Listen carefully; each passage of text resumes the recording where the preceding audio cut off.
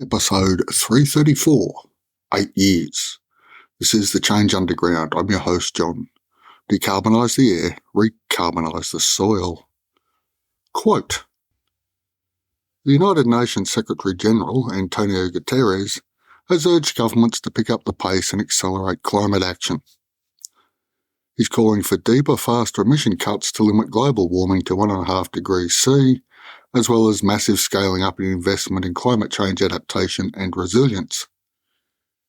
His statement comes as the World Meteorological Organization launched its State of the Global Climate 2022 report, which showed the planetary scale of changes on land and in oceans and in the atmosphere caused by record levels of heat-trapping greenhouse gases.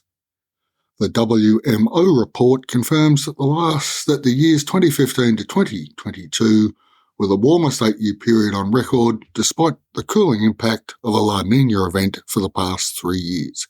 End quote. And that was from the RTE website dated Friday, the 21st of April 2023, entitled Warmest 8-Year Period on Record, WMO Report. We've lived through this, obviously, but what the actual?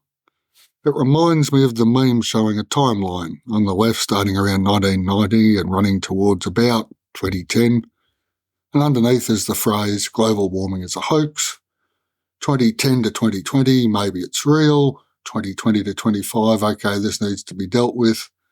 2026, oh shit. I'd advise rewatching Don't Look Up, that movie from the lockdown world where the scientists are ignored. And the plan is to make money from an incoming asteroid, and it impacts even though there was just enough time to get things sorted if they'd listened to the scientists to start with. We as a public, as a species of individuals, have been sold a pup. It's all our fault because we exist. The corollary of this thinking is humans need to go. Somewhere in the middle we have the just don't eat meat mob, everyone live in battery hen boxes, and she'll be right mate, and a few lonely few actually responding to the crisis. We require a root and branch redesign of things. Okay, let's look slightly off topic, but actually instructive, at the current levels of inflation and the responses by central banks. Stay with me. Back in the olden days, 1960s to 1980s, say, and even further back to be fair, inflation was attacked by tightening lending requirements. So a buyer would need 25% of a purchase price of a house rather than 10% during periods of inflation. This meant more savings, less spending, but without screwing over mortgage holders or renters. Another way of doing this was to require the banks to hold more of their capital in liquid assets. This avoided runs on banks. I'm looking at you, Silicon Valley Bank. The higher the inflation, the more the banks needed to hold. These were referred to as statutory holding requirements. Interest rates tended to be left alone, and this had two effects. Mortgage holders weren't buggered over, but banks didn't make profits from changes in interest rates while borrowers weren't squeezed by increasing interest rates.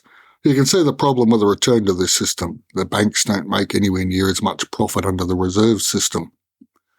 Vested interests, no pun intended, but I'll take it, in the financial system, as we have seen blatantly since 2007, 8, 9, have captured the policymakers.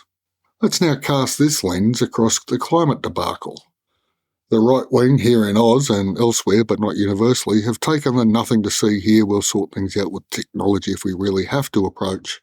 The Greens here in Australia had the opportunity to get the ball rolling on climate action after Labor was elected way back in 2007. But they weren't happy with the initial legislation, didn't think it went far enough.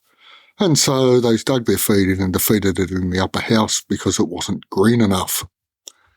Our issues today would be far less arduous had they been more accepting of steps along the way approach.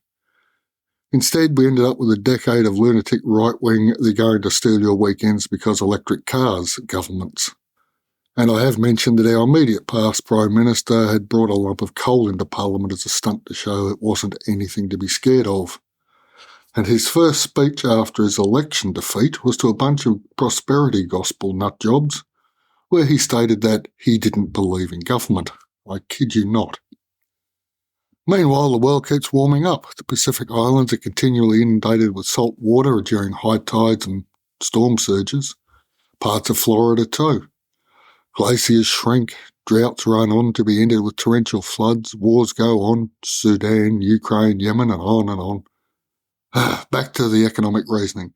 If we manage to destroy all the pollinators, or just enough to make the job now a human one, that is, individuals with soft paintbrushes moving through orchards and pumpkin fields, spreading pollen from flower to flower, wherever this happens, that country's gross domestic product increases because there's an increase in the number of individuals who have employment, and therefore growth occurs. It is truly mind-boggling how we have come so far down this dead end. I, of course, refer myself back to those other two words I mentioned earlier, vested interests. But really, what the actual?